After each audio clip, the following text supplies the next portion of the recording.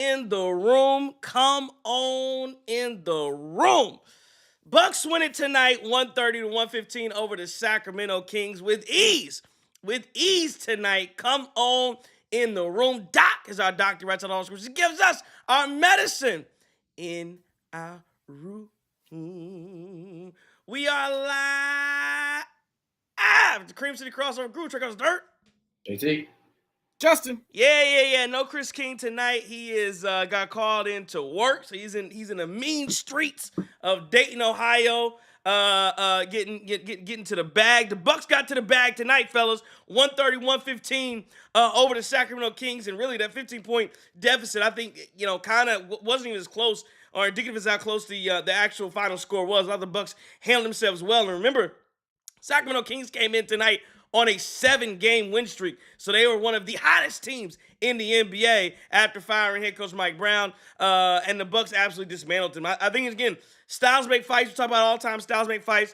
The Kings are just a very bad matchup. The Bucks are a very bad matchup for the Kings, especially when they're locked in and hitting shots like this at the rate they are. Let us know. We'll get to the chat. We'll talk to you guys in the chat as well. Talk to us, and then on Twitter at TCIIESQ. Let us know what you're thinking, and we'll definitely address everything and talk about it. Appreciate you joining the Cream City crossover on this evening as the Bucks win 130 to 115. Let's do it and start this thing out like we always do with a quick game recap. Giannis tonight messed around, got a triple-double, 33, 13 assists, 11 rebounds. When he has 13 assists, that just means guys are hitting three-point shots because a lot of his assists are 2 3-point shooters. 14 and 23 from the field, 60%, 5 of 7 from the line. Hey, who was that that said they wanted to see him shoot 70%? There you go. 71 right there. 5 of 7 from the line. Come in the chat, talk about it, a plus 30 tonight. How about Taurean Prince hit big threes tonight? 9 points, 5 boards, 3 assists, 3 or 4 from the field. Brook Lopez shot the ball well, closed this game. 21, 5, and 2. 8 of 15 tonight, 3 of 7 from the three-point line. Good job from him. Andre Jackson Jr., 2 points, 3 boards in 14 minutes of action. Damian Lillard had a Dame dagger late in the fourth to end this one and close this one out. 24 points, 7 assists, 5 rebounds for him, 5 of 8 from 3. He shot 62% from the three-point line, shot 53% from the field. He was a plus 14 tonight. How about A.J. Green? Derry Bird, 16 points, 4 boards tonight, 5 of 13. He took 12 threes tonight, ladies and gentlemen. 4 threes made, 4 out of 12 from the three-point line. Bobby Portis, 8 points, 9 boards, 1 assist. I know Justin has some comments on whether those rebounds were contested, uncontested, what they were. But he did get 8 and 9 tonight. How about Ryan Rollins, 20 minutes of action tonight, 10 points, 3 boards, and closed out this basketball game. Shout out to Doc Rivers for doing that. Pat Connaughton, it's shaky. It trying to get him back in. Again, no Chris Middleton tonight. No Gary Trent Jr. tonight. But Pat Connaughton, played, and then you start to see what happens when you get him up to 17 minutes. I thought it was a little shaky there. And then the host of bench players came in at the end of this game. For Sacramento, all starters in double figures tonight. De'Aaron Fox, 20, 11, and 6. Keon Ellis, 18 points, 4 boards, 1 assist. Domantas Sabonis, 16, 10, and 9. Keegan Murray, 11.7 boards. And DeMar DeRozan, 28 points, 6 boards, 4 assists, mid-range assassin. He was 9 of 18 from the field. Kevin Huerter put in 7 points. Trey Lyles, 5 points. Jay Crowder, who hadn't played, had a bunch of DNP CDs. Maybe someone on Twitter said maybe he was begging for coaches to let him in so he could have a little revenge game. He is washed, about as washed as an athlete as you'll see. Jay Crowder over there in the Kings just making a little bit of money. But ain't nothing wrong. Ain't nothing wrong making a little money to run around for a couple minutes and be a vet. I'm not mad at you.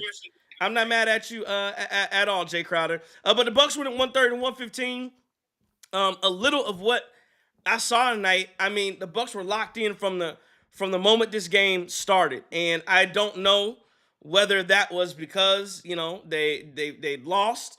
I don't know if it was because a lot of people say, hey, Chris Middleton not in the lineup, look how they play. I don't know. I can't give you that answer. But offensively, what the Bucks 47 points in the first quarter. Most points they've scored in a quarter all year. They kept pace throughout the game. I think Sacramento got at one point the Bucks were up. They got like 28. It was the highest the league got, and I think Sacramento got it down to 11. there in the fourth quarter, but Giannis came back in and just just finished this thing out. One thing I do want to mention, and we can talk about it later, and it's a question I have for Damian Lillard is what do the Bucks do? And the Bucks really, what do they do when he gets blitzed? I think that kind of in the late, really the fourth quarter without Giannis, some parts in the third, when teams in Sacramento started blitzing Damian Lillard. It looks like it takes him out of his game a little bit. And it took him a while to find himself again. Really didn't get himself really back into that game from an offensive scoring standpoint until Giannis got back in with about 8 minutes to play. But that's neither here nor there. You got a big one coming up tomorrow night against the Orlando Magic, so you're going to do this again. But you needed this one tonight. That was a big one. You wanted to do it because you were tied for 6th with Indiana, and now with this win, you get yourself back in 5th in the Eastern Conference standing. Again, these are going to flip flop all the time, and you have a chance to take another full game leap over Orlando. Orlando's statistically half a game in front of the Bucks. With they're 12 games back of Cleveland. Bucks 12.5. So you're trying to find your way and fight there. The Bucks again get back to 4 games over 500. Looking to go 5 games over 500 tomorrow. But again, tonight, offensive, defensive. I thought especially in that first quarter, as locked in as you'll see, buckets upon buckets. And you like to see Giannis getting to the basket. You like to see him hit that mid-range. You like to see Damian Lillard. Again, what I say, he went from 3, 5. I mean, again, it's very hard team to beat when Dame is shooting that ball the way he shot it tonight, 5-8 from 3. And I'll say it again, and this was a shorthanded because, again, you didn't have Gary Trent Jr., you didn't have Chris Middleton. But I'll say it again, Giannis is the best player. Damian Lillard is the most important player. Every night I want to look at his shooting numbers and see where they're at. And if his shooting numbers are up there and high, I think the Bucks are going to be in a very good position. Bucks win at 130-115. That's what I saw. JT, what'd you see? Well, a lot of the same thing you saw, sir. I absolutely love that first quarter coming out, 47 points at the jump. And you came out and literally you took the belt out. You took the belt out from the beginning. You said, I'm not going to play with you. I'm going to take it to you. And that's exactly what happened. Now, we talk about this first quarter, right, with a 75 points. That's pretty good. But the 75-point first half is pretty good. But the 47-point first quarter, I absolutely love that. But what I really like is how this Bucks team did it in that first half when they brought the wood, right? And what I mean by that is, literally, literally all 5 guys. And all 5 guys shot over 50%. Nice, efficient shooting, making it work. Everybody's feeling the rims were hot tonight. And that's what that's one of the things that I thought was really laudable about this thing. A couple of other things that I saw tonight, too. Hey, Pat Connaughton Pat Connaughton put some decent film out there tonight. I thought Pat Connaughton put some decent film out there tonight. Thought Ryan Rollins had some decent minutes out there tonight, too. Certainly want to give him credit, right? Another place, Derrick Bird, right? So Derrick Bird, he made like his first, I want to say first 2 or 3 3-pointers or something, and then went cold for a little while. But he kept shooting with that confidence, and that's what you need to see. Right now, again, it wasn't efficient. No, they only had 4, it was like 4 for 12 from 3 tonight. Not beautiful, but again, saw that confidence, saw him keep shooting, and that's kind of what you need. This was a Kings team that had won 7 straight games. So to see the Bucks come in here and say, yeah, party's over, I like to see that too. Definitely don't want Sacramento. And like what you say that, man, the more you don't like, the more you like. I don't know, man. The more I see, the more I don't like, whatever it is, right? I wanted to end his party, wanted to end Doug Christie's interim coach party and everything else. And we did that. We didn't play with our food. By the way, I believe 130 points is our season high for this Bucks team so far. Yeah, man, they're phenomenal basketball game tonight, man. I don't know how you find something wrong with this game tonight. I'm sure Bucks Twitter will, though.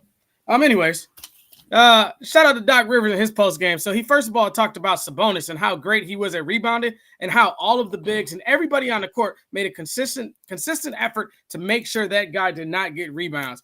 The ball movement was great. When this team moves the ball like that, this is a team that can win the NBA championship. The problem is, and these are kind of Doc's words with me adding a little bit of my own two in there. The problem is when that ball stops and we get into that isolation ball, that's when we're easily defendable. And I think we saw a little bit of that against the New York Knicks.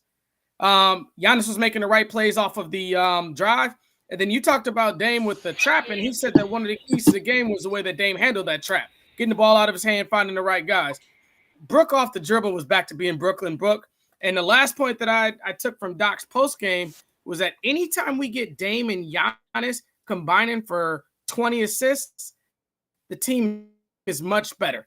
Because obviously that means guys are making shots and stuff like that. I thought the bench went crazy. I agree with you, JT. I thought AJ Green shooting the ball is amazing because even when we don't make it, the fact that you can stand up there and still knowing that the team is relying on that shot and you have the testicular fortitude to let that thing fly, let's go. Hey, then just, lastly for me, man, a little bit of plus minuses. I think Giannis was a plus 30. Dame was plus 14. Brook plus 8. TP plus 26. DC plus 5. Portis plus 4. Rollins plus 8. AJ plus 9. Only dude that got really minutes that was a negative was Andre Jackson Jr. tonight. So one guy that kind of messed it up a little bit, but that's all right, man. Ajax still found a way to contribute to that game. And then lastly, man, I think Doug Christie's a pretty good basketball coach, man. I don't like the way Mike Brown was let go. I didn't agree with it. But I think Doug Christie is, 7 in a row shows something when that team was struggling a lot. So great Bucks win. Keep going with this stuff, man. Yeah, no, it could be. What remains to be seen on Doug Christie. Like I said, teams, I think Sacramento's responded well to their coach being let go. So again, kudos to them for playing well and getting themselves back into some position here. But again, the Bucks were just too much tonight. To go back to your point, JT, you mentioned that Bucks scored 130 points. This is the first time this season that is true. They scored 130 points. This is from FSN FNDS, or I can't remember his Twitter name. He said that they scored 130 points 19 times last season, 9 times scoring over 140 points. 17 of those 19 times came under the direction of Adrian Griffin. So this is the Bucks' second time under Doc Rivers scoring 130 points. Just a little scoring output fact and trivia there for the Milwaukee Bucks. Dr. Griffin. Dr. Griffin. Yeah, So I go and I'm going to the comments, and Alucard talks about need to find a way to get him open when he gets blitzed. I think Dame sometimes gets a little passive. He's got to figure some of that out on his own, because I think sometimes his passes are lazy. I think sometimes in the second half, I thought the Bucks got a little lazy a little bit. But again, it's hard. You can't get 30 all game, and it's not fair to him. Will Lincoln says, "Let's effing go." Tonight's dominant win by the Bucks. Glad to see Giannis and Dame ball out. Bucks showing up, whole team making it happen. Bolton 77. This is why I'll ask you guys, and this is where we can answer Bolton 77's question. He says, "Why should we get excited about this win? Still upset about this loss, a loss in New York." And I don't want to get to the loss in New York yet, because I have we'll talk about in a broader scope in a second here the losses to the top 3 teams in the East and what that means, because the Bucks are 0-8 against the top 3 too. So I don't want to go there just yet. That'll be later in the program. But I do want to. But I want to stop and say, he's asking, why should we be excited about this win? John, tell me why. If you're a Milwaukee Bucks fan, does this mean anything to you tonight? Should you be excited about it, or is this just a ho-hum? Yeah, you should go out and beat the Sacramento Kings. Well, no, let's be clear here. You should go out and beat the Sacramento Kings. There's no question about that. Having said that, though, again, we talk about January being one of those rough months. Guys get tired. Things happen. People lose. You start dropping games left and right.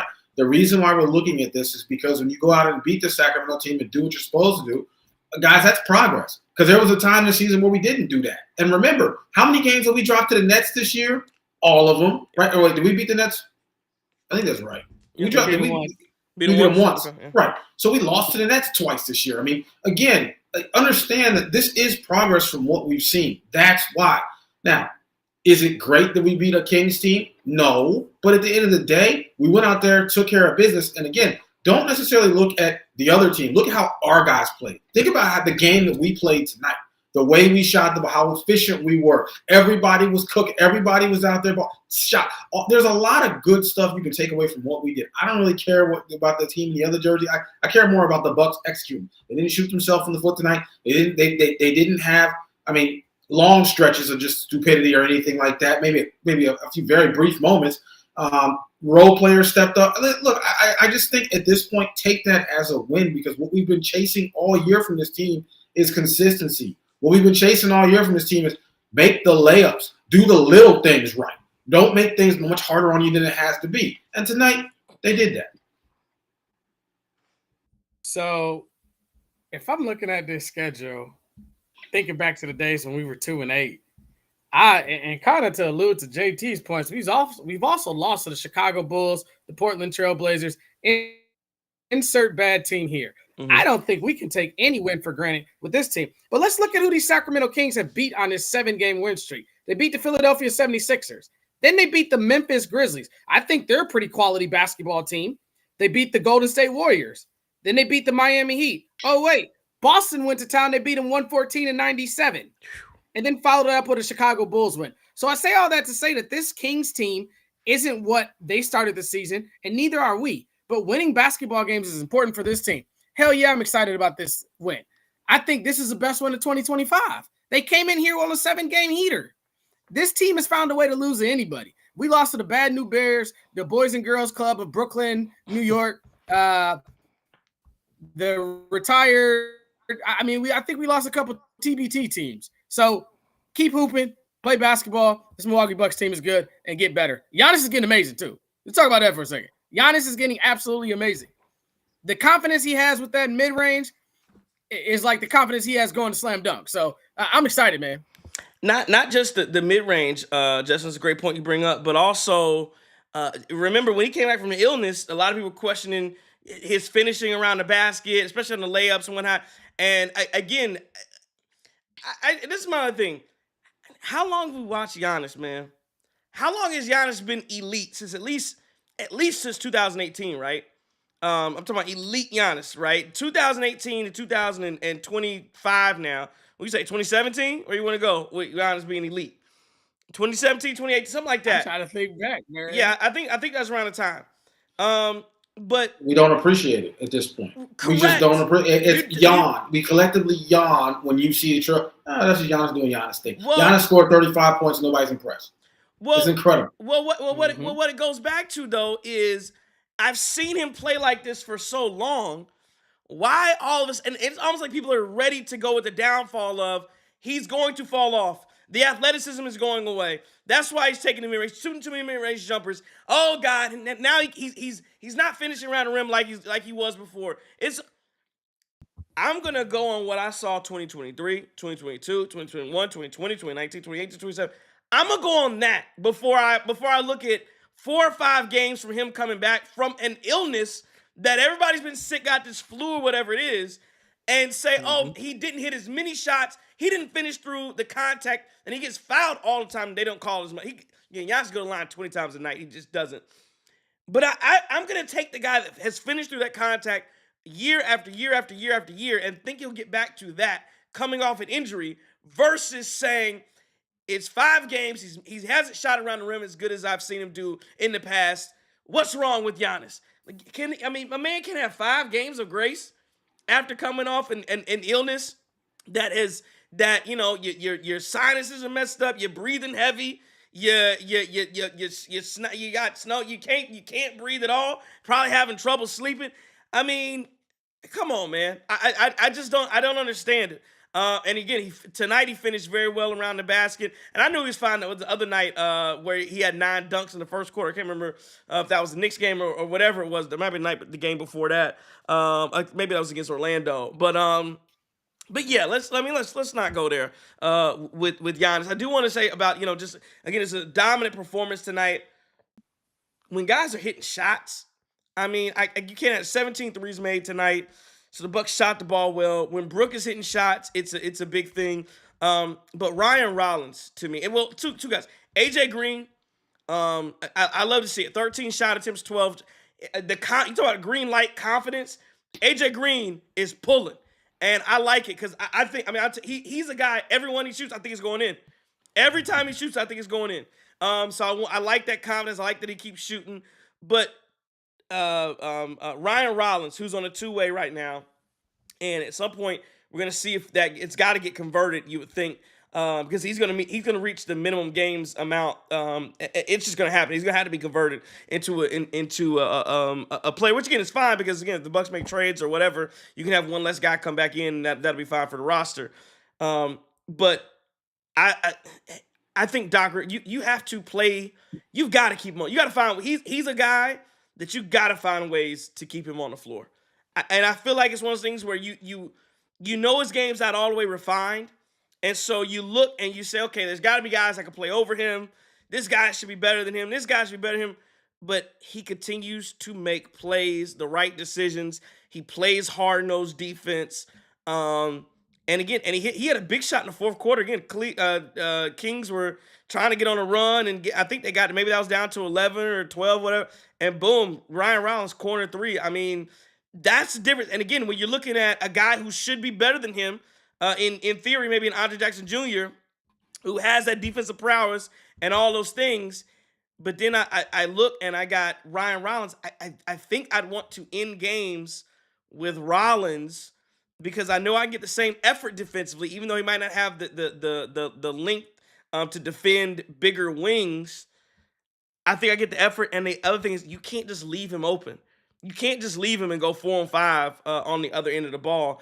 So again, I really have appreciated watching Ryan Rollins. We've been talking about it since forever. Doc Rivers has been playing him, and I just don't think you can go stretches where you don't play the man. Like, you got to find ways to get him in the game somehow, some way. I agree. And I love how Ryan, with everything you just said, that's the thing. Like, we've been talking about a backup one. Ryan Rollins, I mean, it's inevitable, I think, that they're going to go ahead and extend that contract, get that man, and redo his deal. But just his ability to impact on both sides of the court, I agree, and you feel it, you see it. That's a sneaky good signing for Horst to pick him up last year, and he just looks like he's developing. He looks like as he gets comfort. I mean, again, like you said, you have to play him though. You have to play him. You got to play him. There's no substitute for experience. But as you play him, I mean, I think he's settling in that role. And I agree with you. I definitely think that Ryan Rollins should be getting minutes every night. Every night at this point. Yeah, it's definitely time to sign that, brother. I know that the kid they were talking about, what's his name, Keon Ellis, signed a 3-year, was it $5.5 million deal for the Sacramento Kings. Kind of just converted him over for a 2-way contract. So hopefully we can get that. I see Nick C says that Rollins is good, but he's not sold on his point guard IQ yet. But that's because he's a young player, and you're right. He does make some bonehead decisions at times, but everybody on that team, 1 to 15, makes bonehead decisions too. So I will live with the young kid figuring it out in December, January, February, and be ready to play playoff ball in March, April, May, and hopefully June and July if we go that far. But I think Rollins is amazing. And to go back to your point about the people talking about Giannis and he's settling and stuff like that, there was even a point in Michael Jordan's career where he stopped going to the basket every single play. You got to develop something else. Now, the first narrative of when he didn't have any other thing in their eyes was all he does is run and dunk. Now the Cats created a mid-range shot and all this other stuff, so we're going to find a way to criticize him for that. I think this man is the best player on earth walking. I see I got an update on my phone. Joker did something else with an 8 assists. Oh, by the way, what did Giannis drop? 13, 14 tonight? 13 assists. Stop this SGA. Stop this Joker narrative. This dude is the best player walking God's green earth, and we don't need all you Bronny-X to come in here and talk about it. Yo, he was at one point, but it's GA now. You got a problem with it. He finna be on his freak 7s. You can't wear him in Miami, bums. As only Justin can so eloquently put it there. But yeah, I agree on the Rollins thing. It's like, yes, does he make mistakes? I agree with the comments of Nick C. I agree with you, but I also agree with just you got to let him play through some of that. Like this is the time we've been begging to have young players be able to play through some things. And this is the time for that. He's a good young player. He will make mistakes. He's got to make them at 100%. And you want to see him continue to do that. Real quick, and like I said, I want to get through this. Obviously, got a back-to-back tomorrow, so I don't want to take a bunch of time tonight if we can. But I do want to just before we get on the other topic here, and we move forward.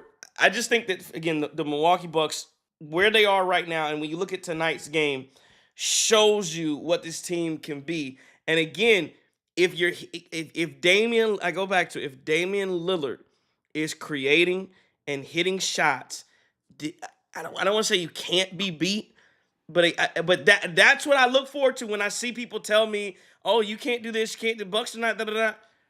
I look and I go, if Dame is on, this team has a shot every single night. But they got to keep playing. They got to keep playing this. You got to beat the teams that you should go out and beat. And then again, I think tomorrow night's gonna be important too because you got the Orlando Magic team that you just beat.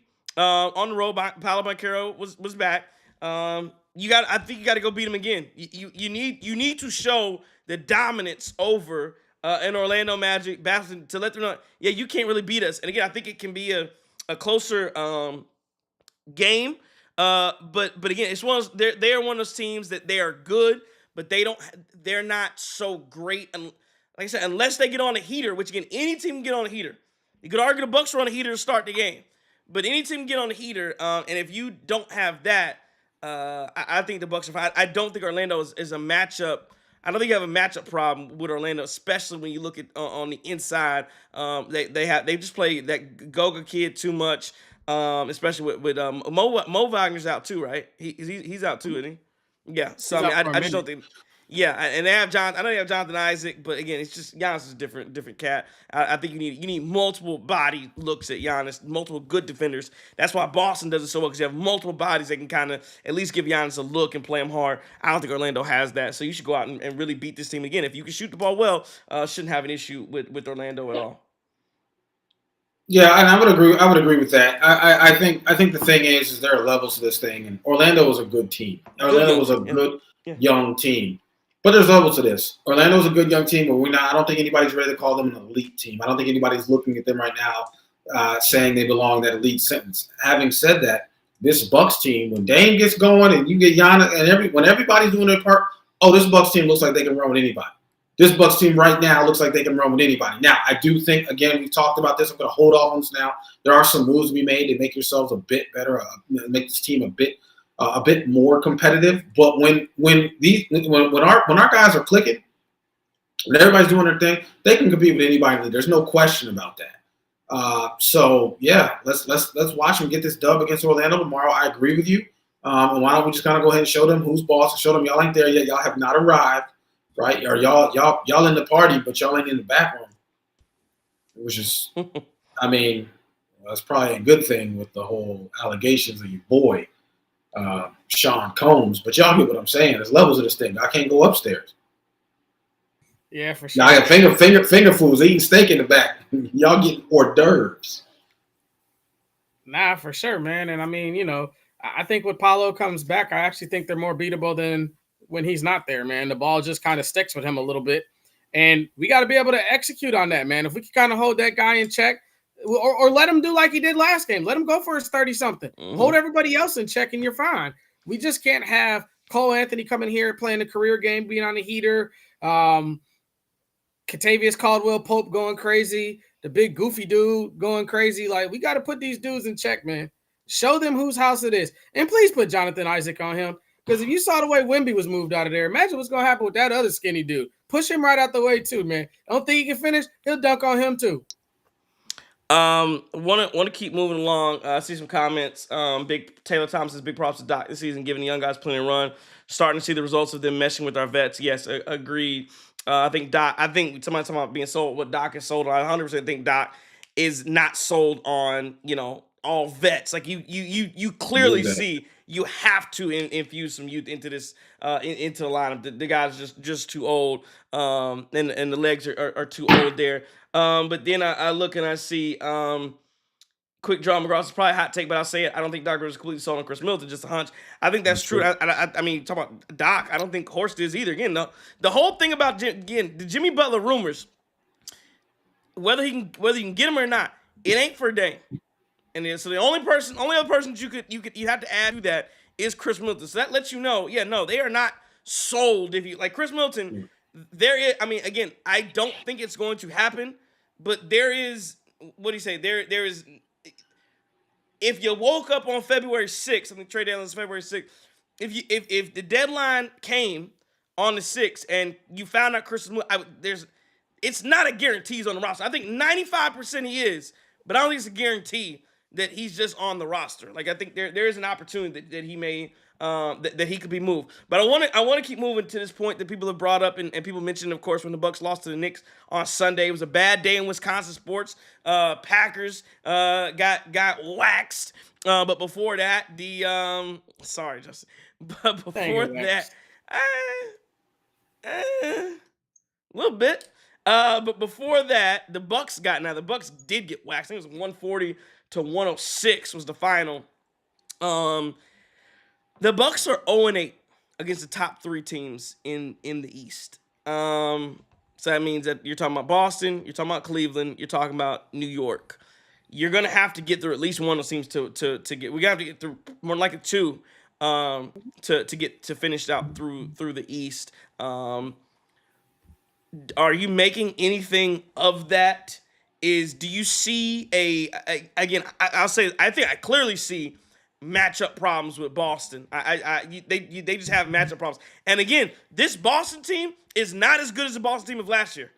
That Boston, this Boston team they are not last year's Boston. And I think they were a little bit beatable last year. They are 100% a beatable basketball team.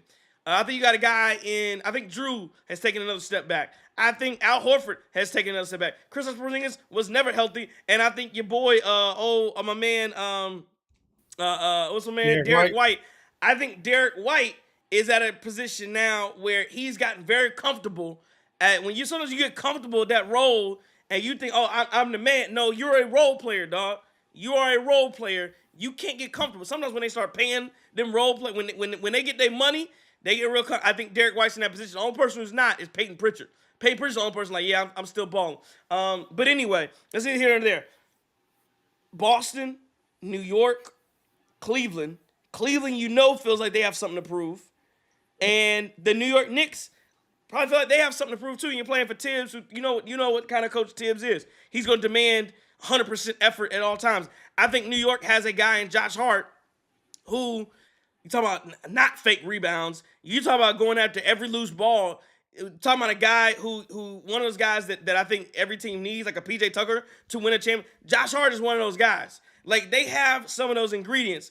The Bucks are 0-8 against those 3 teams. What are you seeing? What are you seeing about that combo that either makes the Bucks not on that level, or is it, hey, we're fine, regular season, maybe you make another tweak or move, we're fine, there's no reason to panic because you're 0-8 to the top 3 teams in the East? Or do you see it as like this is a problem? We are not able right now to beat the elite teams out East. I mean, so I'll say this, right? One thing, age, athleticism. You see that now.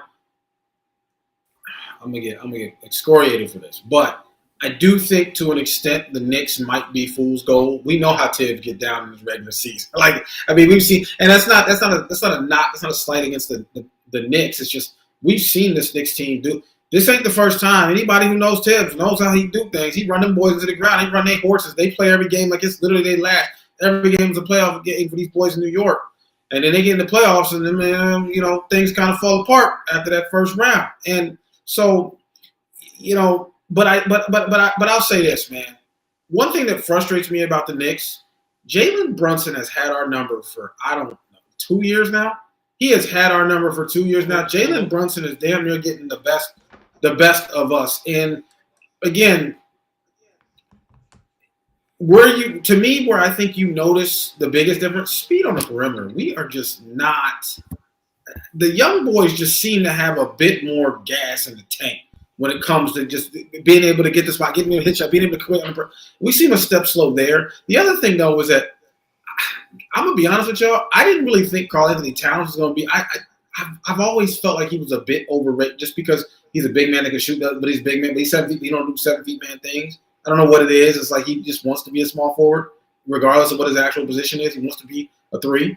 But Karl-Anthony Towns, man, I mean, Brunson, and when we played the Knicks, they were cooking. Both of them. They got them boys, and it just – I don't know. They seem to get the best of it. Is it mentally? I'm not really sure. But we do not play our best games against those teams either. And I would be more convinced if we played our best, they played their best, and then, we just lost. Right? But that just doesn't seem to happen when we're playing these teams. There's always something that doesn't make sense. Somebody has a rough shooting. So we can't make our free throws. It's a turnover. It just strange things happen to get them wins. I'm not sold on the Knicks being a better team than us. Yeah, I think the thing is, man, is it goes back to them age-old days where they remind me, and I think there's a couple people in the chat that have said it, a young Bucks team, man. They don't know how to win. This regular season stuff is cute, man. We talk about it all the time. You got 82 hoopers and you got 16 hoopers. I'm not convinced that Karl Anthony Towns is a 16 hooper now. Now the Knicks have rolled us twice. Now we've lost to Cleveland by 1 point, 2 points, and one of them was out Giannis. So, and then we played Boston tough too. But I caution myself in my thinking because I said the same thing about my beloved Green Bay Packers, how we lost all these teams by 2. And I think the thing is with the NBA, though, you got a 7-game series, so you got to execute and beat this team out of 4, and you got to hope that Giannis and Dame both have bad games for 4 out of those 7 games. I don't see that with 2 top 75 players, and like you said before, man, I've been saying it all year. I don't think Boston is invincible. I mean, they're getting their rocks cooked by everybody under the sun except for us, so I think there's a good shot that we can beat them too, man. We'll see, though. I mean, remember, our regular season is about hooping to get to that 16. We're 16-game hoopers, in my opinion.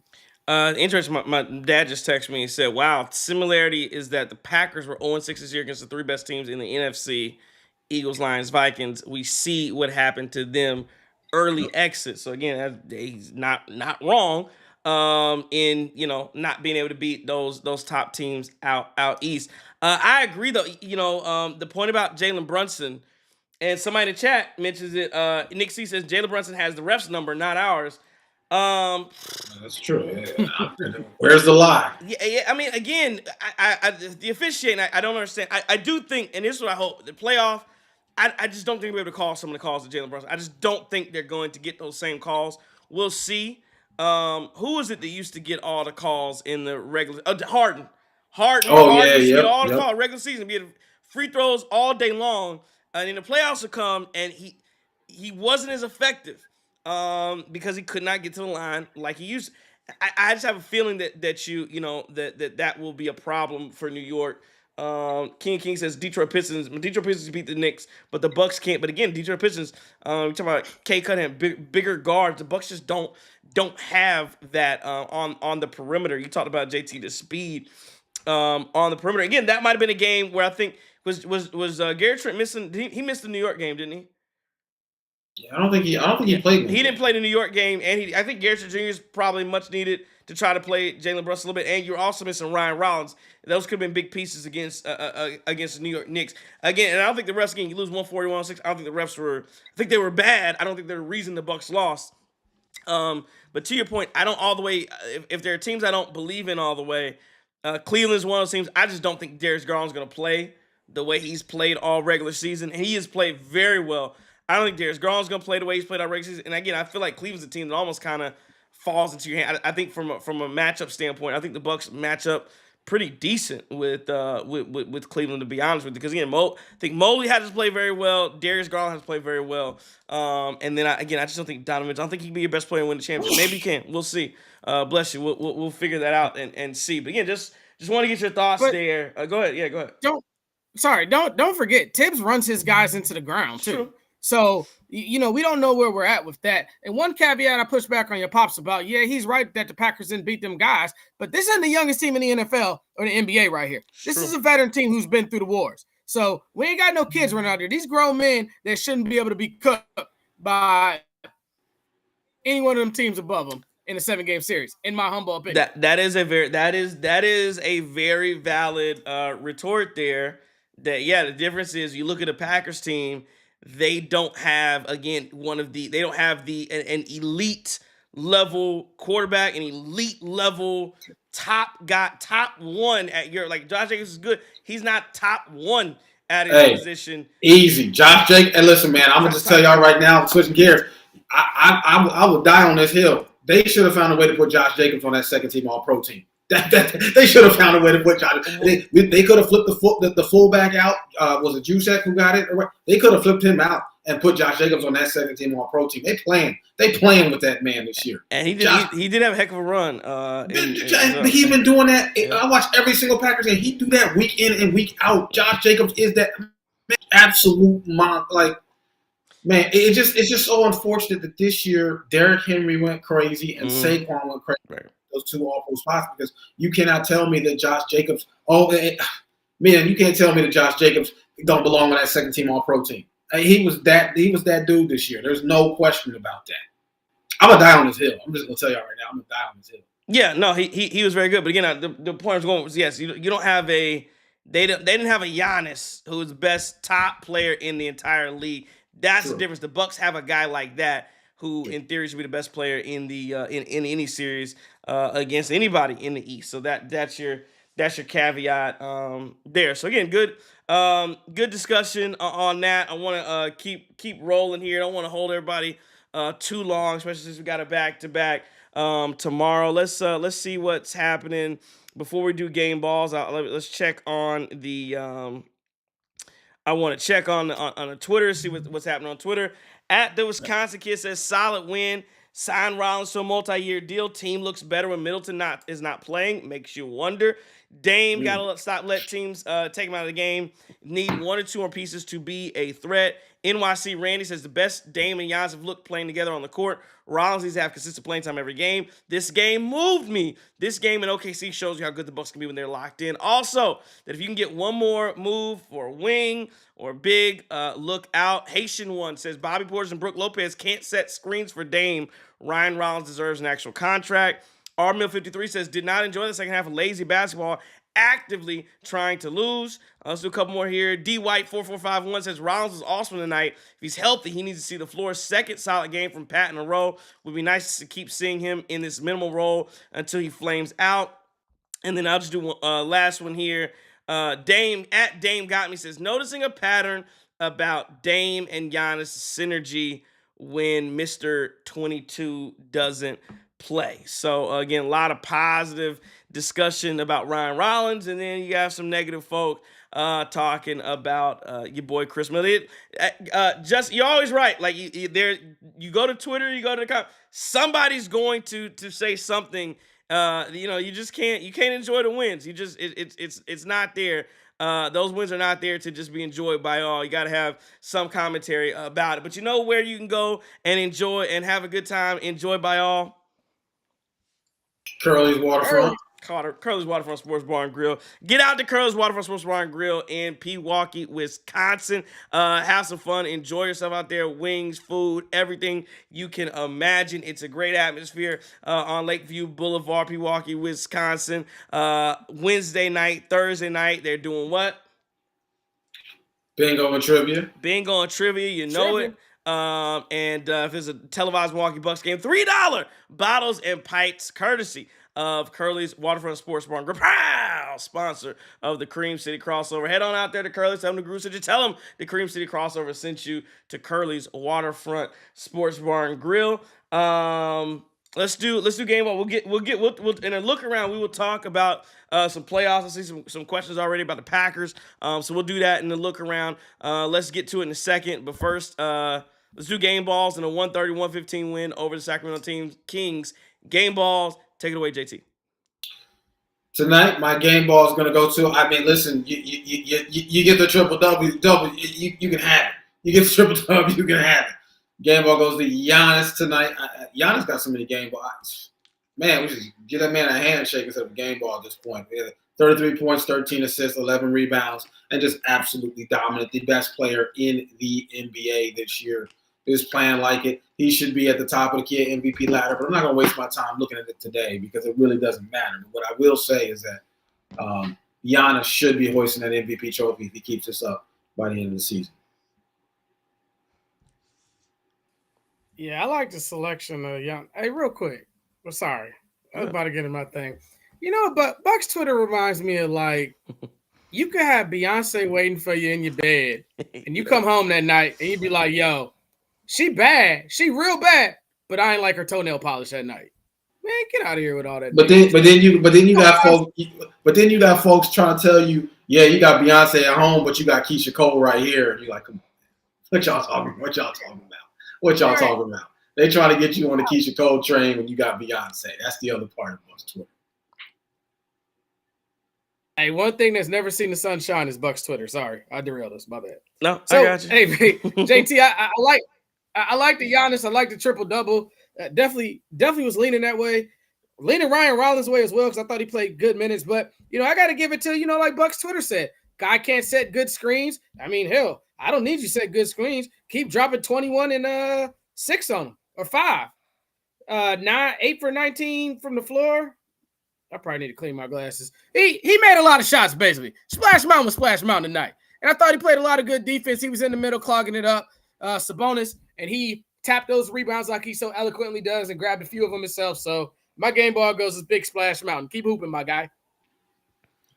Yeah, no, he absolutely he will keep hooping. Got to keep doing what he does.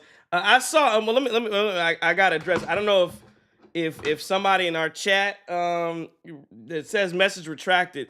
This is that Barrett Lowe show guy, and I've been trying. And I don't know if you saw it, but he said this channel's corny. Barrett Lowe show. This dude is. So I'm sorry. Again, I try not to get a man no time. Get him. But the crazy thing is, he came at me on Twitter the other day, crying about some nonsense about Chris Middleton or whatever the hell he's talking about. And now you come in the chat and now he has multiple channels here. Bears, Bucks, Bears, top left dude ducking in debate. What the hell are you talking about? You don't deserve. So anyway, this dude is. I mean, again, I've never seen somebody so desperate for attention. There's Barrett's Bucks breakdown, whoever the hell he is. It's just, again, man, it's like the thing about him is sometimes you gotta let the haters sit on the side. And that's what I'm gonna do, because I know we talked about, should we let him on and talk to him? Hell no. You don't deserve any moment of time or platform over here. So again, keep your negative energy there. Again, you just a loser. I don't even block you. I had to mute him on Twitter because dude just be crying. You hate our players. Like, what the hell? Like, that's the stupidest shit I've ever heard. You hate our players. So, shut wait up. a second, because we've all seen a dialogue where he was invited on the show to defend his point, and he punted it. Like, don't run to the comments if you punt it. You had a golden ticket to come on here and talk about it. And I saw you became a fan when Brandon Jennings became a Buck. And we're grateful to have you on there. But, dog, and then if you're going to say stuff, dog, like, you got to quote the homie correctly. Fake quoting and putting the fake words in his mouth. He never said Chris Middleton was trash. He never said any of that stuff. Again, no. Well, I just Nick Sixers. Nobody hates our players. But again, that's the whole point. I'm Nick. You can defend whoever you want. I'm also not is like a mouthpiece for everybody. The Bucks don't pay me. I don't have to go out here and lie for anybody or say anything. I ain't gotta do none of that. Again, I watch games and I evaluate based upon what I watch. That's the end of the story, and that's what we always strive to do. Like I say, I lie for you before I lie to you. I ain't gonna sit around here and tell you Chris Middleton's an excellent bill of health. He's the best player I've ever seen. Oh my God. I'm not gonna sit here and do that to you. Because that'd be lying to you. I'm telling you what I've seen. Sometimes his ankles go like that. That's all I say. I didn't say I didn't say I don't want him no more. I ain't say he's not the toy in Andy's box that you can't play with no. I ain't saying that. I'm just saying at times, right? Them ankles flop. And again, that's how stupid you sound, Barrett.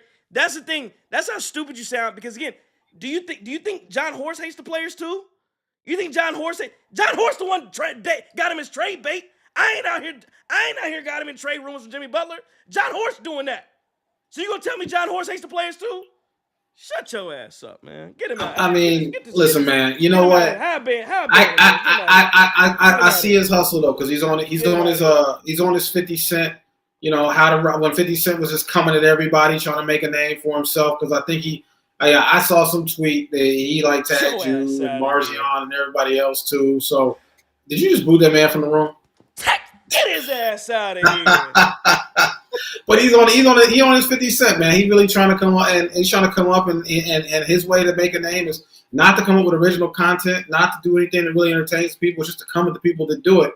And I guess, but at some point people are gonna start paying attention to you. So, you can be honest if you want to, but unless you come out with something and say something that nobody else is saying in a way that seems to entertain people or inform people, this is probably going to be short-lived for him. Having said that, good for him, man. He's taking shots at folks and trying to get his points across and, whatever. I don't think it's going to work, but, you got a little bit of attention right now.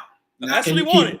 That's what I'm saying. He wanted to be just like. Can you keep it? He wanted to be just like my man at the Green Bay at the Philly game talking to. Yeah. That's the equivalent. Again, not that level. That was a little crazy. I know everybody thought of it, but that's what you want. You want a little attention. You got it. You got about 5 minutes out of me, and now I'm done with it. Yeah. Can you keep it? That's what I'm saying. Like, can you keep the attention? Right. And like, you know. Oh man. But how many channels does this man have?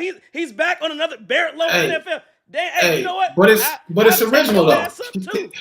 He's trying to take shots at the people pushing content. Okay, bro. I'll take his ass up too. Hold on, y'all go ahead. I'm gonna take him up too. I'll take up all your channels. Hey, every single channel you got, I'm gonna take you up. You really putting this dude out of here? I can't even breathe right now. All right, I'm sorry. Hey man, look. I don't, and just for the record, I think all y'all in the chat know I don't want to trade Chris Middleton for Jimmy Butler. We've disagreed on that. It was never, and I think even during the debate, I think maybe as you mistaken with Chris King, because you were kind of middle of the road. Like you agreed with points on both sides. But the thing is, man, we can't tell anyone how to fan the Bucks. And I disagree with both of y'all vehemently. And we finna get to this look around. And JT, I'm at your neck like a violin. But you can't tell people how to fan is my point. You got to let them fan. If Trey want to trade Bobby Portis and he want to nitpick everything he do and let Ryan Rollins throw the ball off the backboard and skate and turn the ball over here and AJ Green be in the wrong place, that's okay with me. Because you got to see it from your vision and your angle. And I'm going to see it from mine and everybody going to see it from theirs. And we appreciate all y'all watching. And, shout out to the 13 other Barrett accounts that Trey going to have to block. He going to be a busy brother tonight. Hey. Yeah, no, and Joseph Noah says, I think y'all misinterpret Barrett. Cool guy, y'all talking crazy. No. I'm not misinterpreting anything. The man came on here, and number one, he talked crazy on me on Twitter. Then he came on here and said, you hate our players. That, again, like you just said, Justin, that is a stupid ass comment. I don't hate any of the players. I hope Chris Middleton, I put this on everything I love. I hope Chris Middleton, I hope he's the MVP of the league. I promise you. I hope he's the Finals MVP. You know who I think? You know who I'll come second? I hope Damian Lillard's the Finals MVP. I hope Pat Connaughton averages 50 a night. If Pat Connaughton averages 59, I'll give him a max contract right now. I hope MarJon becomes the greatest player in the league. What are you talking about? But I have to I hope Doc Rivers is coach of the year. Give it to him. Like, you see what I'm saying? What do you mean you don't like? I want to see, we talk about Iron Man coaches. I want to watch a winning team. That's all. That's at the end of the day, we want what's best for the team. And like you said, Justin, you can pick. You can like Chris Middleton and think he's gonna be the best player in the world. Somebody else can like Giannis, he's the best player in the world. I think we had issues with the Dame people last year because the issue with the Dame Bros was that the Dame Bros they were more interested in Damian Lillard's success than the success of the Milwaukee Bucks, and that's where I had a disconnect with those guys. Again, I like Chris Middleton as much as the next guy, but I'm not going to sacrifice the success of the Milwaukee Bucks because Chris Middleton won a championship in 2021. Again, same thing with Drew Holiday. You think we hated Drew Holiday? You think I wanted Drew Holiday? You think I wanted Jimmy Butler to be sitting up in the court saying, I own you? No, but when Jimmy Butler said, I own you, you're my son, he sunned him and on the court in 5 games, whatever it was. Yeah, no, you got to go. And again, and that's the thing, I don't make that decision. John Horst made that decision. So if you're sitting here trying to tell me that people don't like players, are you saying, again, that's how stupid of an argument it is, because your GM is dangling the guys for trades. Hey, did he free? Are you telling me John Horst don't want what's best for the team? I didn't put not one rumor out there that anybody was being traded. I did not put any of them out there. Yeah, he dropped for a second, and I think Joe is missing. You're missing the point. It's not the fact that Trey is saying that he disagrees or any of that stuff. The thing that he's frustrated with is he's being quoted incorrectly for things that he just didn't say, and it's just whack to do that. That's all we're saying. You back, bro? I mean. We lost you for a second, bro. Oh, me? Yeah. Every time I run the show, it always it does this. I don't know. Now we was just saying, man, your thing is that you're not like, because dude, defending him and stuff like You're that. saying I think y'all misinterpret Barrett, cool guy, and y'all talking crazy about him. Well, one, I don't see anything to back up the assertion of being a cool guy. Two, I don't know what's being misinterpreted. If you just read the tweets, it kind of is what it is. But pretty simple, right? Like I'm missing something. And again, I'm not knocking Joe here. I need more context because I don't know. Maybe I screwed up. Maybe he provides a bit more, but like to me, it just looked like a guy who's trying to get attention, so he's taking shots at any and everybody that he can. And then, when Brandon Jennings responded, then it was like on some fanboy type stuff. But for the most part, it just seemed to me like, and listen, I don't care if he got a picture of a poster of Chris Middleton in his drawers on his wall, right? Like, hey, do your thing. But at the end of the day, we're gonna call it how we see it. We're gonna be honest. That's the thing. It's just the facts here. Like this ain't feel good radio, right? Like I can't tell you that what you see you don't actually see.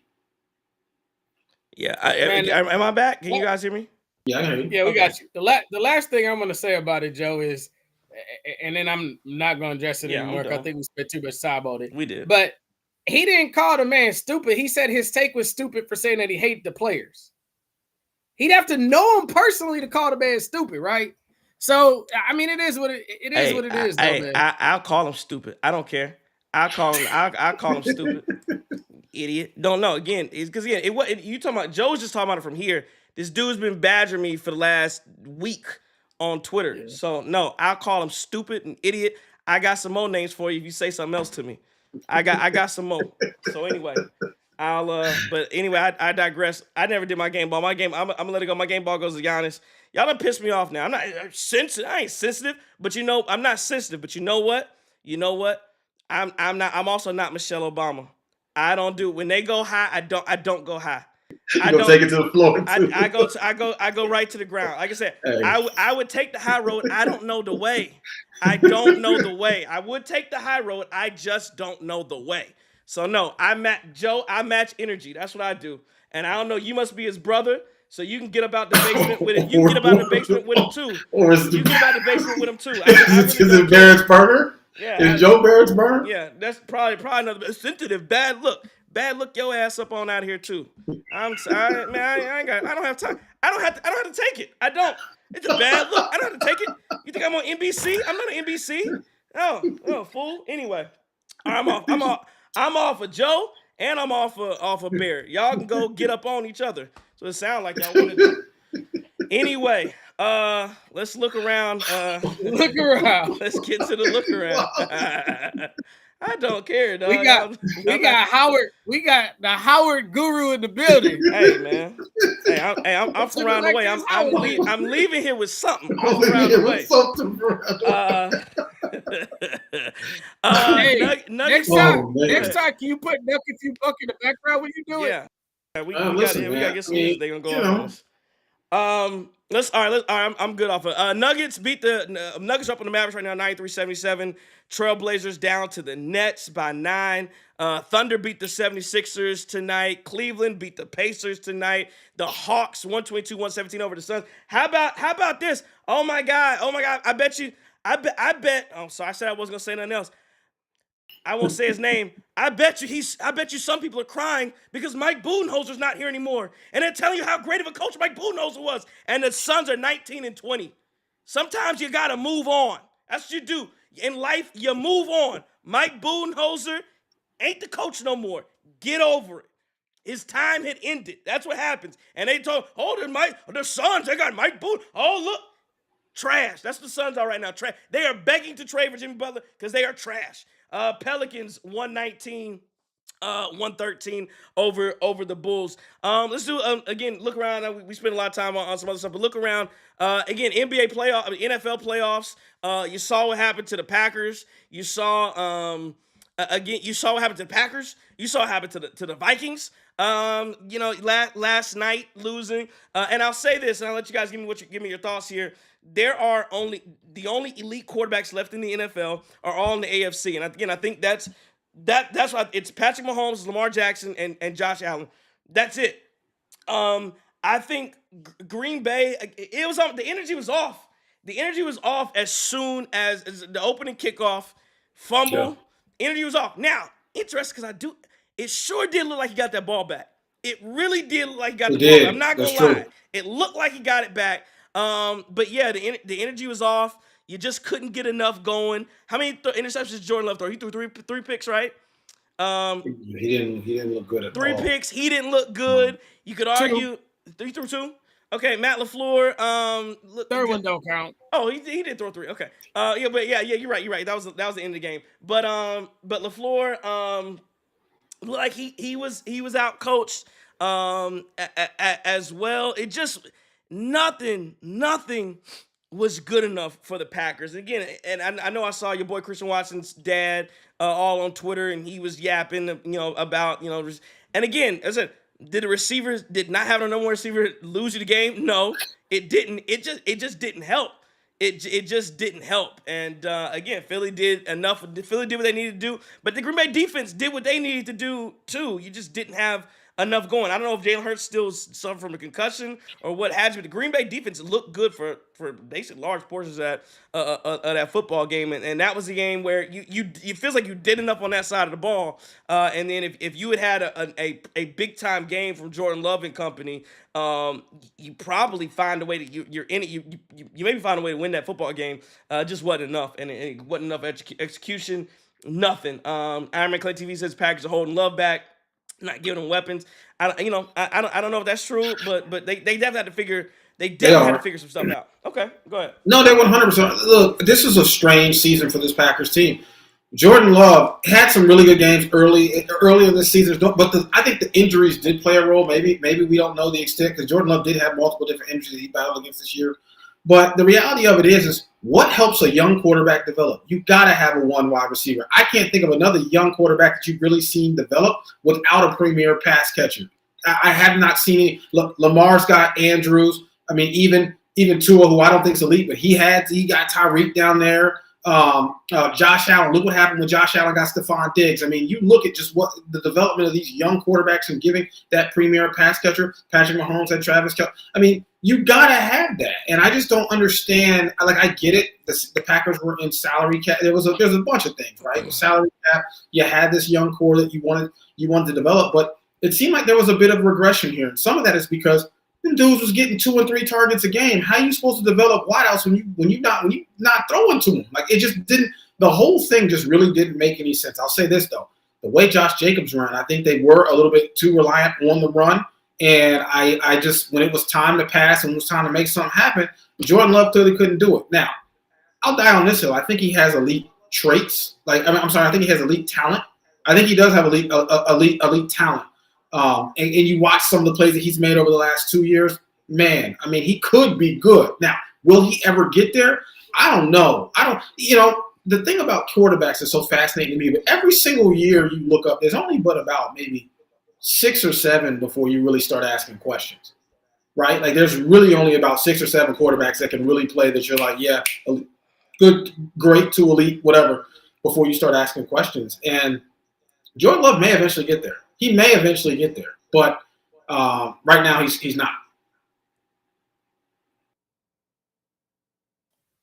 Oh, man. So, I don't even know where to start with this, man. So, first of all, his numbers were better this year than they were last year. And that's with a bad knee and a bad groin. So, I disagree with that. I disagree. So, the reason why you saw some of these interceptions, and LaFleur kind of alluded to it, but the routes were ran incorrectly, right? Wicks is supposed to stack Slay running down where he made that amazing interception. If he stacks him and he can put that ball over his shoulder, Slay don't got a shot in the hell to do that because he's burnt. It was a bad throw, and the route was ran incorrectly. The one that Zach Bond, Brown Deer, Wisconsin native, who intercepted at the end of the half, that route was supposed to be ran 20 yards. He ran it 15, which allowed the interception to come into play. I thought he did have a big play guy. I thought he had a top 5 tight end, Tucker Kraft, who we should have ran more plays for once some dudes started going down. When Dobbs was down, Reed was down, and Watson was down before the game. You lost those 3 dudes, and you're right there in a 16-10 ball game. Now, we got to think. He completely slipped coming out of a ball that should have been a touchdown. He slips and falls. No one touches him. He slips and falls. When you look at McManus, he misses that field goal. That's tough. Everything went against them. They had a completely bad game. Was it Jordan Love's best game? No. Are the Philadelphia Eagles great? No. I think the LA Rams with that stunts they're running and those getting that pressure with that front four, they're going to cook that boy. I don't think Jalen Hurts is a great quarterback, and he had a wide receiver number one. He had 1 catch for 10 yards. Shout out to Keyshawn Nixon and Carrington Valentine. Great defense on him. Well, Devontae Smith, what do you have? 4 catches for 40 yards? Jeff Hafley did his thing. There's no question that Jeff Hafley did his thing this year, and this Packers defense is a bit now fixed because as Packer fans, it was looking a little shaky the last X amount of years. But Jeff Hafley did his thing. So give that defensive credit, which I the defensive coordinator his credit. And I think Packers defense was like 5th overall total defense this year. That Packers defense was balling this year. There's no question about that. But Justin, here's what I will say. At some point, we do have to be honest. You got to be honest as Packer fans. Hey, how good is your roster? You got a lot of young talent. You got a lot of guys who may develop and who may get in that upper echelon, but some may not. Some may not. And at the end of the day, you can't sit. How many years can you talk about potential when it comes to the young? I mean, you get a few years, but at some point, production's got to matter. Well, but here's the thing when you look at Green Bay though, right? This next year they're gonna have a lot of cap space. Yep. Right. So you have that. And like you mentioned, it is a young football team. So again, you're out of that space where you're held down at all. I think future's bright if you're Green Bay Packers. Again, disappointed into the year, future's definitely bright. Oh, 100%. I think the future is definitely bright, but I think you got to be honest about where you at and where you need to upgrade. That's the thing. You can't run out here with the band of wide receivers and this person sings lead on this song and that person sings lead on that song. That's not going to work. You gotta get. I think you do gotta get to hell with that. Look, if you can have some young guys fill in and contribute, great. But go get you T. Higgins, right? Go get you one. Now, go get you T. Higgins. Go bring Devontae. Go bring whomever back you have to, right? But you got to throw the rock to him. Throw the rock to him and run a damn offense. You can't just have. You can't. I don't want to see T. Higgins come here and he don't get the ball for 3 weeks at a time, and then it's a big game. And T. Higgins have 6 for 140 and two targets 3 weeks, and then 5 for 125. That doesn't work, and I think that has stunted the development of these wide receivers too. That don't help them. Who's that help? Now I think you got major issues. You got major problems at wide receiver now because I think I'd be shocked if Watson comes back next year.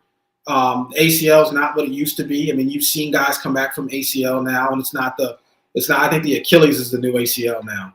Guys tear the Achilles, and it's like I don't know. He might be cooked, right? But ACL, he certainly come back.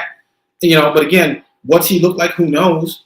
I think Dobbs. You got head injuries now. You got to be careful with that. That looked bad. Yeah. So you don't know what the deal is with him. Here's the biggest issue. The biggest issue is you got Dobbs and Watson. Which one do you know you can extend? I don't know. I can extend either one. That's my entire point. I don't know if I can extend either one. Right? I think maybe you make a move in the offseason. You do something. I don't know if you can trade Watson because he's injured, but maybe you make a move in the offseason. But I think that draft, you got to hit it. You got to hit it with that draft. The other thing is you got to hit on your first round picks too. That's the other thing is you got to hit on your first round pick. That's another thing that if you're gonna knock Brian G, that could be one of them. Is your later rounds have been a little bit stronger than your earlier rounds as recent. So I don't think Watson is I don't even think a fully healthy Christian Watson, and I know if his dad hears this, he's probably going to be pissed at me. I don't think he's a wide receiver 1. I think he's a super cold wide receiver 2. And if you put a dude like Tay out there, or you maybe T. Higgins, and put Watson at the 2 and allow him to stretch the field, what he's so great at doing, it makes it even more dynamic. And kind of like what we talk about with Giannis in basketball, when you can't clog that thing in like they did against Josh Jacobs, which I think he had a better game than Saquon Barkley too. Saquon Barkley got his yards on that last run at the end of the game where he slid down. Yeah, he could have. He could have ripped one. But I just think like we got to get an offensive identity. Are we going to be primarily run first, or are we going to be open it up, air and gun? Now, I think with Marshawn Lloyd coming back next year, this team cannot have the excuse next year of being young. You've been the youngest team in the playoff 2 years in a row. Now That's you true. Guys got 2 years of playoff football experience, so you got to go ball. Jordan, you got to step up, and you're going to have to be a leader now. And I know people talk about it. I'm not saying he's not a leader, but you got to be vocal, and this is your team. Take them keys, drive that Ferrari, and go ahead and don't bow wow it. Ludacris Fast and Furious and Tokyo Drift that thing and get me to the Super Bowl, wherever it is. I'm going to book my room right now. I'm pumped up now. And you know what? Them stupid Philadelphia Eagle fans, and I wish Coach RJ with his trash-ass city was in here, because that is the trashiest sports town in America. Do not go there. Do not buy. Because you were at the game. Justin was at the game. For those of y'all who are new to this thing, Justin was at the game on Sunday. Yeah, what was the atmosphere like? In Philadelphia who are absolutely amazing. I talked to Eagles fans, and they were just real. Hey, this game could go either way, blah, blah, blah, blah, blah. There are people in that stadium that are just, we want to talk about this dude and that dude for what he's doing as a thugs. Them, I choose what words. Them suburban living, high six-figure earning people, calling people everything reckless, every homophobic slur, degrading women. Like, y'all, hey, this ain't even T's and Q's, but your whole damn stadium is trash. Everything in there is trash. Even your cheesesteaks are trash in there. I'm mad. I mean, I would just take this. I'm gonna just ask this question. You know, is there at least some decent looking women running around in some Eagles jerseys? I just want to know. Like, I gotta ask that question now. Like, I don't know what Philly fans look like. Man, listen. I mean, Philly's a major metropolitan, so it's definitely that. I'll say this last thing about the game, man. I had some woman that sat next to me. She was from Australia, lived in New York, and talked to me the entire game. So not only is my team losing, but she's just talking and talking and talking. She wanted to get to know you, sir. She wanted to get to know you. Now, you know, her husband lived in New York, and I see a homie in the chat going to the Knicks and the Phillies game tomorrow. Make sure you wear a poncho, because they'll probably throw something on you if you're cheering for the other team, man. It's just bad, man. You just don't treat people like that. You could crack on them for their team. Look, I've been to a Chicago Bears game in Packers gear in Chicago. Don't even act like that. Philly, Chicago fans are not bad at all. Well, but here's the thing I'll say though too about the Packers, the Packers too though. I think you've got some players where it's time to move on, right? And let's Jair Alexander. It's been real. It's been real. Yes. You say no? You say no? I say goodbye. How many games has he played in the last 2 years? Yeah, that's one thing. 14 total? Yeah. Get out of here. Yeah. Your best ability is availability, right? And if you're available, you're reliable. And guess what? He's not. He's neither. And in fact, I still argue this too. You know what's crazy is Darius Slay has a much better career than Jair Alexander. Now, Darius Slay's a little bit older, but he does have a much better career than Jair Alexander. Look at the numbers side by side. It's a little bit more impressive. And I say all that to say that, you know, Jair Alexander has this reputation, and you know he's got.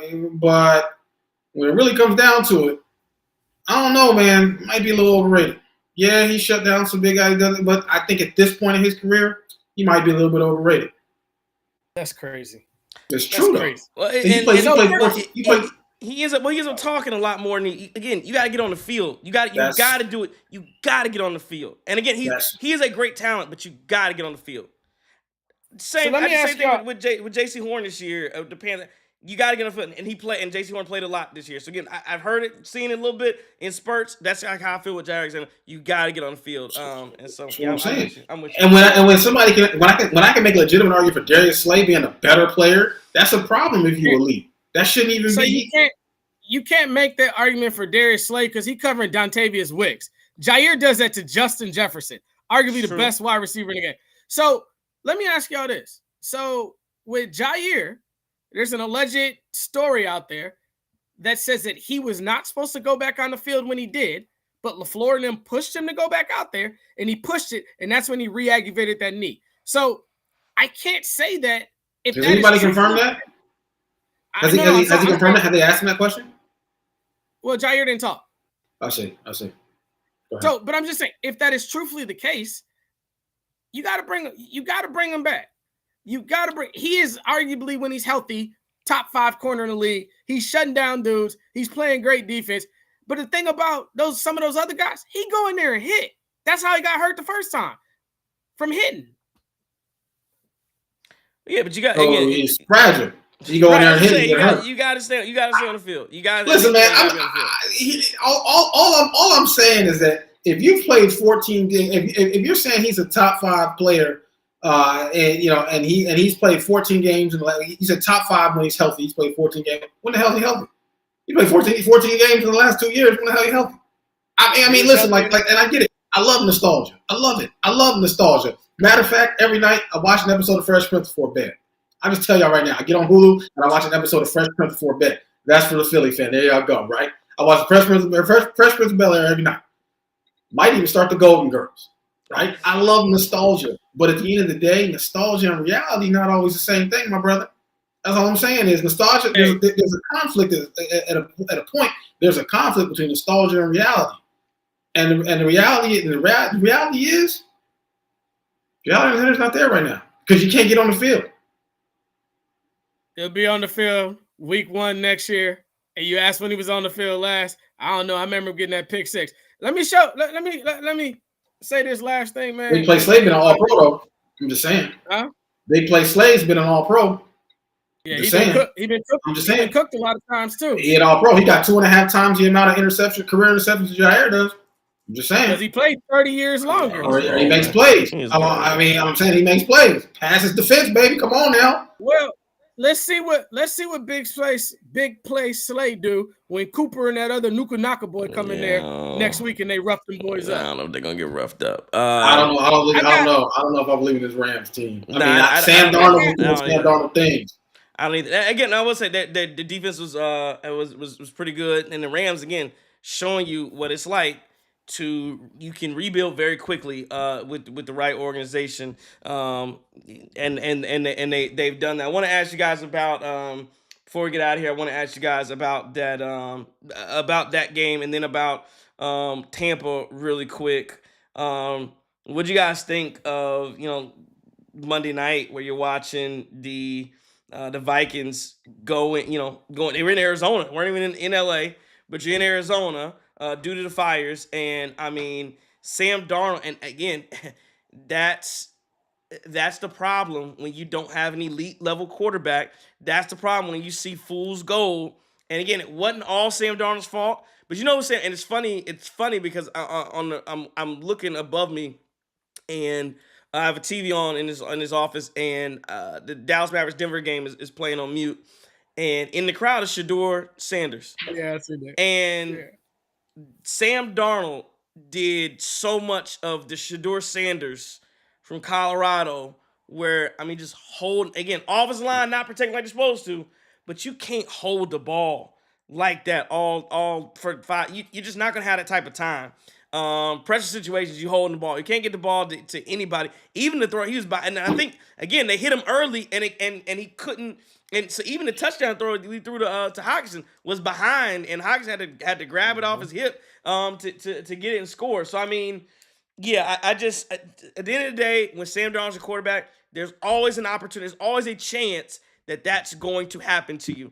Same thing in Tampa with at the end, Baker Mayfield. As good as he is, as good as he played, and it's good. At the end, there's always going to be an opportunity that Baker Mayfield might not come through when you need him the most. And again, I'm not even saying that game was all on Baker Mayfield because it wasn't. But that's the problem when you don't have elite quarterbacks. And it goes back to my point of there are 3 elite quarterbacks left in the league. In the playoffs, and that's Lamar Jackson, Josh Allen, and Patrick Mahomes. And it's that feeling of no matter what, I got myself an opportunity. And I don't know that I think maybe Vikings fans felt like they had it. And I also want to ask you, what do you guys do if you're the Vikings? Because I think there was questions about, do you franchise Sam Darnold? Do you give him a deal? Do you just bring in, at this point now, do you bring in J.J. McCarthy and have him like where do you go if you're the Vikings, knowing what you just saw in the play? It's one of those things where we say if you have a quarterback, you have an overpriced rugby team. They can play as well as they can. But anyway, Sam Darnold, same darn old thing. I'm convinced that Kevin O'Connell can make it work with a lot of guys. Kevin O'Connell is that dude. He is a quarterback whisperer at this point. You saw what he did with Kirk Cousins. You saw what he's done with Sam. You saw what he did with Josh Dobbs a couple years ago. Had him playing a couple games. I think Kevin O'Connell is a great coach. So having said that, I don't think you need to bring back Sam. Sam had a career year, and maybe somebody will take Sam on the Geno Smith type deal, right? Like a 3 year, $90 million or something crazy, which I think is still a bit wild. But Sam did play well this year. The problem with Sam was he fell apart when it mattered.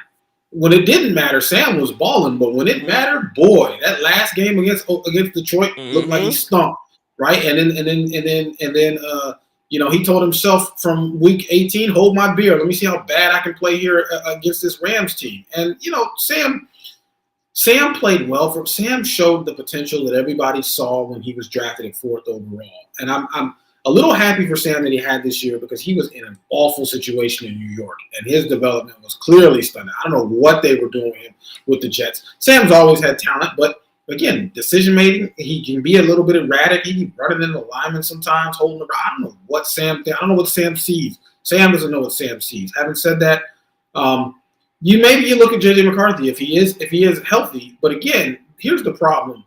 JJ McCarthy is going to be equivalent to a rookie next year. Sure. So do you really want to go out there with a rookie, with a team that has at least made the playoffs, with a roster that's as good as that, and say, we'll roll the dice and see what we got with this rookie here? Or, do you sign a Daniel Jones for a couple games? Or do you sign a Daniel? Well, I'm saying because he's in-house is what I'm saying. Yeah. Daniel Jones is in-house right now, right? So do you roll out there with Daniel Jones for a couple weeks and say, look, I can make this thing work with Sam. I'm going to work with Daniel Jones. I don't know. But remember, keep in mind, you have the 5th-year option on McCarthy too. Yeah. So first off, Chris Shula, man. Chris Shula, hell of a game plan, man. I think the thing is, and not to keep going back to my Packers, but one of the things that you saw that was just so great with that Los Angeles Rams team last night, they were able to get home with 4 guys, which made their coverage even better. It's just insane what Chris Shula did. And that team is definitely on the uptick, and that defense is just getting better and better. You talk about a guy whose stock was ticking up this year. I think it was Chris Shula. Correct me if I'm wrong, but the Minnesota Vikings have 25 players going to free agency this year, which is just unheard of and crazy. So I don't know what they do. I hope they continue to make the wrong decision because I enjoy watching them fail. I mean, I think the best thing about Wild Card Weekend, with my Packers losing, was the fact that the Minnesota Vikings lost as well. I just hope that your boy Jaden can go up to Detroit and do the same thing. No, sir. Detroit gonna whoop that ass. Woo, Detroit is gonna whoop that ass. I push back. I would put Jared Goff in that elite conversation in the system that he's in. I think I hear you, but he's proven it 2 years in a row now. And last year, they didn't lose that game because Jared Goff played bad in that second half. They lost that game because Dan Campbell can't coach. True. And I hope that's not a hot take. I mean, I know he makes all those feel-good plays and he bites off your kneecaps. He does all that other stuff. But when the game's on the line and the Cat's going for it on his own 22-yard line and allowing a team down by 27 to get back and win the game, that's on you, sir. You do it again, we got to get you up out of there, in my opinion. I'll tell you, he can coach. He can coach. He makes some poor decisions in moments that over aggressive, But again, I tell you about he's a good coach. But yeah, he's got good correction. Right. It's one of those things where Mike Budenholzer wouldn't adjust. He was so stubborn. And then 2021, he made the adjustments. You wanted to see him do it, and he finally did the things that people were like, hey, you gotta. You can't play drop all game. You may have to move out of this. You may have to bench Bobby for some of these for some of these moments. You may have to play and then he finally does it. He makes those adjustments. You can't stay and drop all game, Mike. And you do it. You win. You win those games. And so yeah, I would say he's a bad coach. Only thing I'll say about. So let me go ahead. Let me preface it. Let me recant that and say this. Let's say that. Because we all talk about clock management in NFL, his late game clock management sometimes can be questionable. Yeah, and you can say, and I think you can say about a ton of coaches for whatever reason. Late game scenarios have been bad. I think they could do a class on that in the NFL about just late game management. But only I'll say about not let it go. Only thing I'll say about your boy Jared Goff on the elite status. I think again, I think he is good. I think he's a really good. I just can't go elite. I can't put him in that same class as the Joe Burrows. I think those type of guys can do it on any. I think that Goff has to be in a system that really works for him. And again, some of that stuff doesn't move me anymore. Where he started the game, he's 11 for 11. Yeah, it's because in 2024, they don't 25. Quarterbacks don't play at the same. You're not throwing it down. If it ain't there, you're literally taking the check down. You're taking the crossing route that's wide open. Back in the day, he didn't throw it. So again, I think his numbers are a little bit inflated because he does make the correct decision, sometimes the safe decision. Now, he will air it out. We know that he will. He has some good receivers too.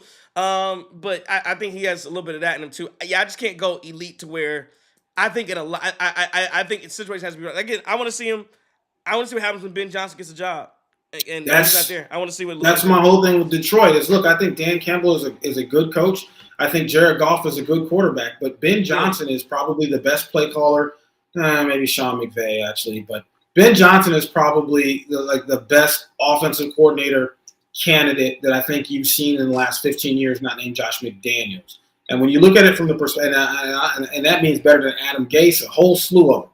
And the problem with Kevin, Ben Johnson, I don't know. Ben Johnson, very close, right? Very, very close. But the reality of it, though, is that Dan Campbell, we've seen it look shaky under Dan Campbell when he had his first offensive coordinator before he hired Ben Johnson, right?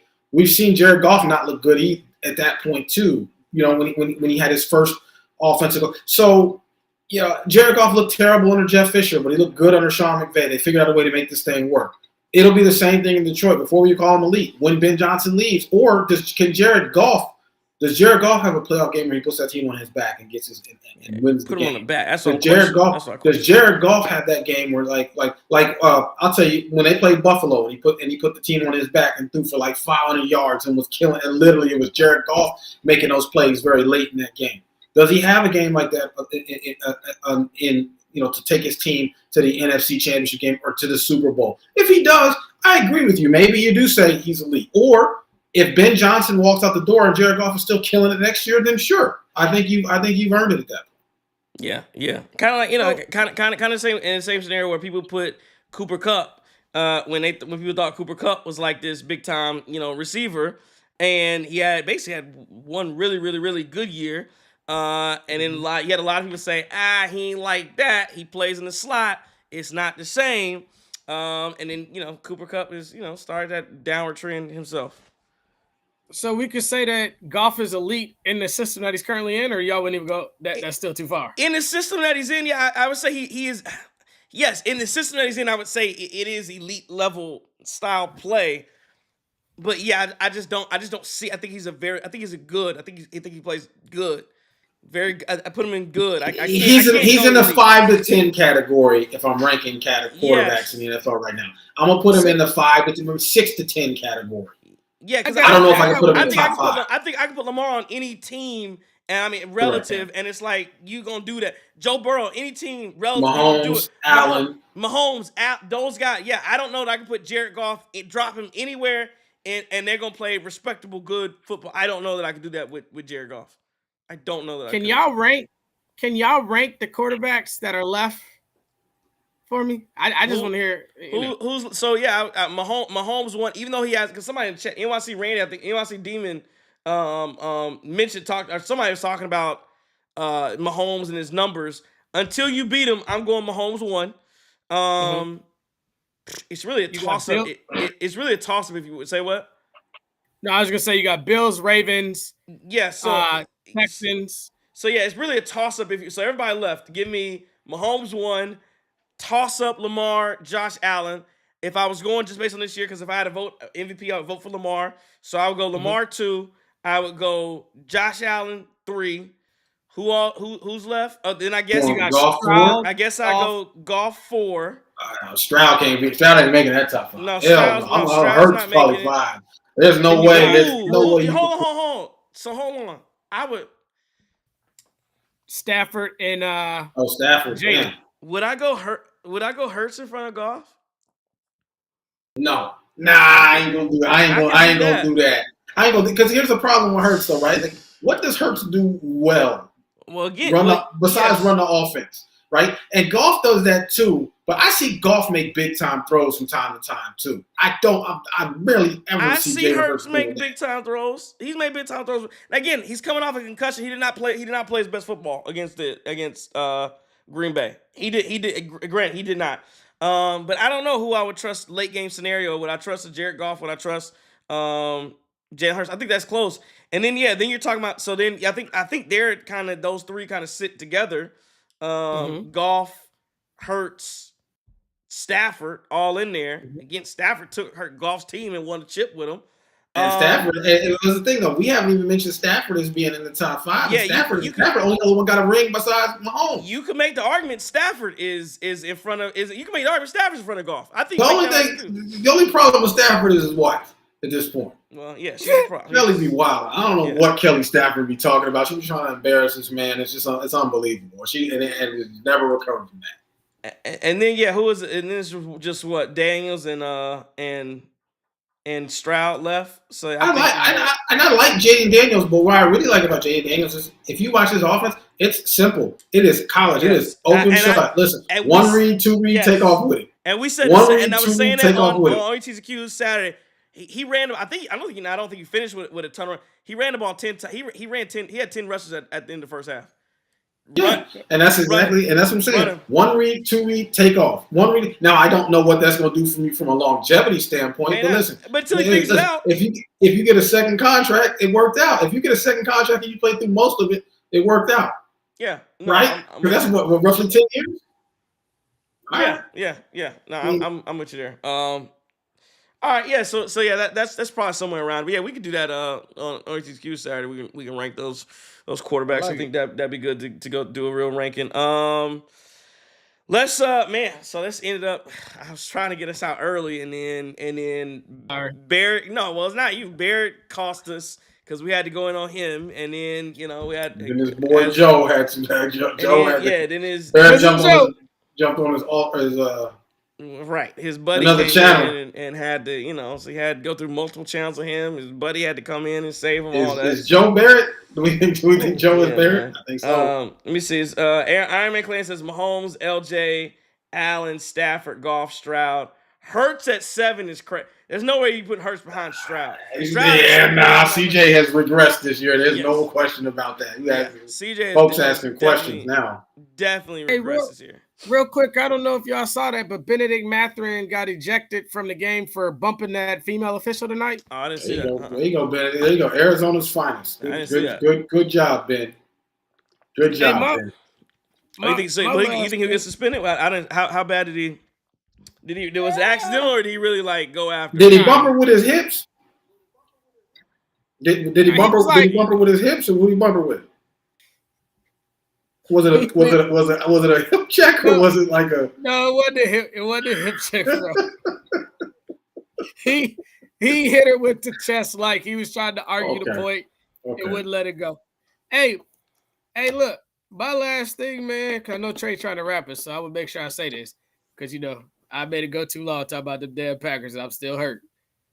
Well, two quick things. Number one, only thing I got good in Philly was I went to the mothership, the Mitchell and Ness store, and got this Ray for Austin throwback. So we're going to keep this on until we lose. We need one of you dudes in the chat to step up and win this Bobby Portis picture because old boy been gone and missing. And lastly, JT and Trey, 1 through 15 are so important on this basketball team. Tonight showed that to me. We're going to need these guys throughout this entire year. And Bucks fans, please don't forget Thanasis Antetokounmpo played valuable minutes in the 21 playoffs. Jeff Teague played valuable minutes. So you don't know when you're going to need one of these guys to step up. So let's keep this thing rolling from my side. See, JT. And my bad, y'all. I get tired. My ADHD kicks in. But is TikTok done on Sunday? Is it? I think it is. I think it's shut. I think the app no longer going to work on Sunday.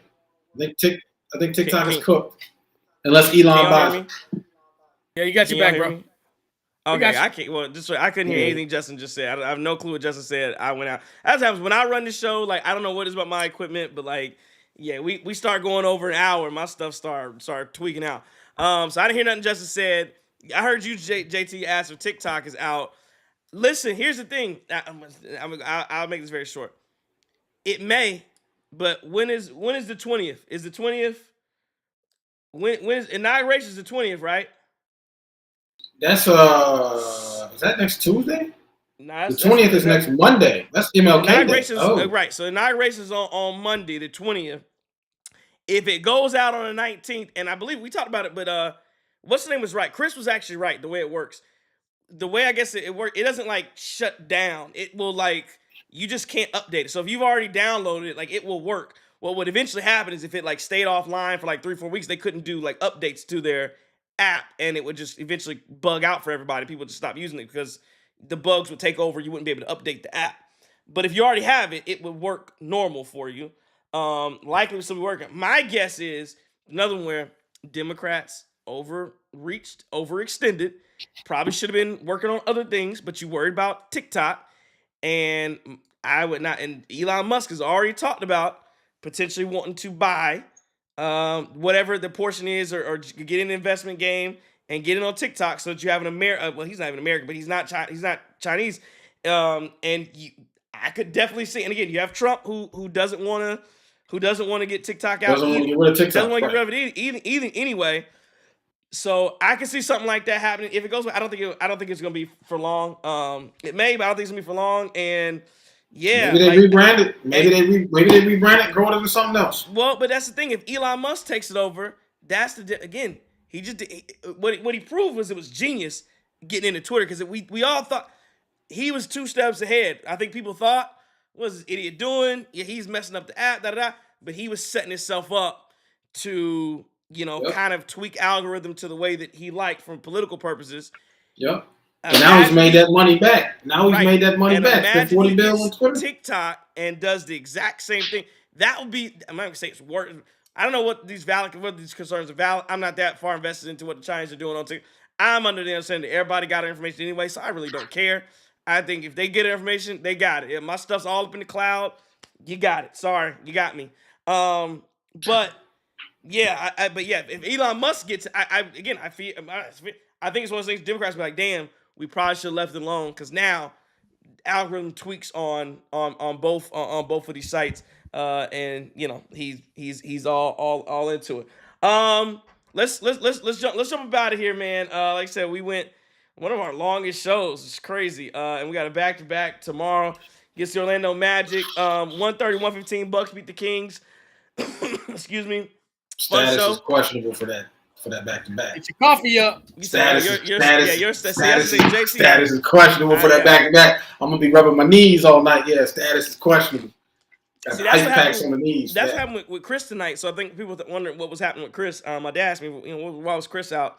And I think Doc Rivers mentioned that Chris, they just had to pick one of the games of the back-to-back he was going to be out. So no long-term issue. This was a scheduled rest. They picked one game, and the game they picked was the Kings. So he'll be back against the Orlando Magic. But yeah, man, appreciate everybody for joining us. You could have been anywhere in the world, but you're here anywhere in the world, but you're here with us tonight. We appreciate you for it. Had some fun, had some haters in here, but we appreciate everybody. Again, it was a good time.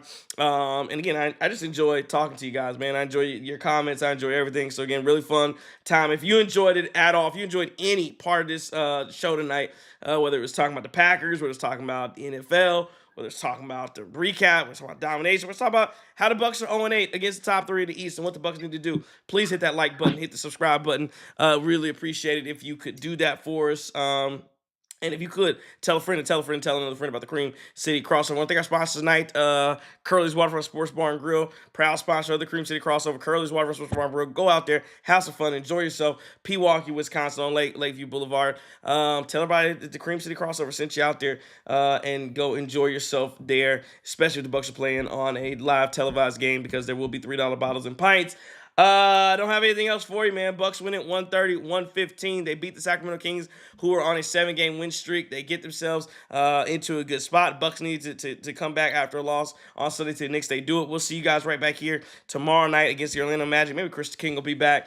We'll see about John's status. I'll be in, and so we'll go from there. Cream City Crossover. We thank everybody again. This has been the Cream City Media Group production from the Grooves. Here comes the third. JT. Justin. Hey, man, if I am your enemy, it's only because I dare to tell you the truth.